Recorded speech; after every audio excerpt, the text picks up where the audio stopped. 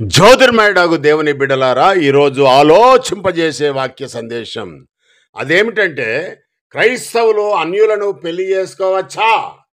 Bible తెలియజేస్తా ఉన్నది సూటిగా స్పష్టంగా.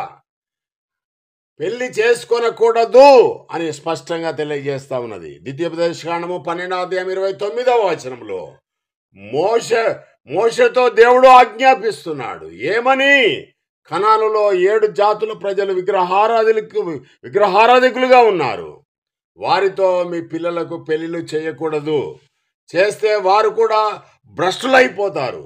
ఈనాటి క్రైస్తవులు కూడా కొంతమంది డబ్బుకు, అధికారానికి, భూములకు, అందానికి, ఐశ్వర్యానికి లోనై అన్యులను పెళ్లి చేసుకొని దేవుని నుండి వేరై సత్యానికి దూరమై నిత్య నరకానికి ఆహుతి అవుతున్నారు. ఇది సరి అయినది కాదు అని దేవుడు తెలియజేస్తా ఉన్నాడు.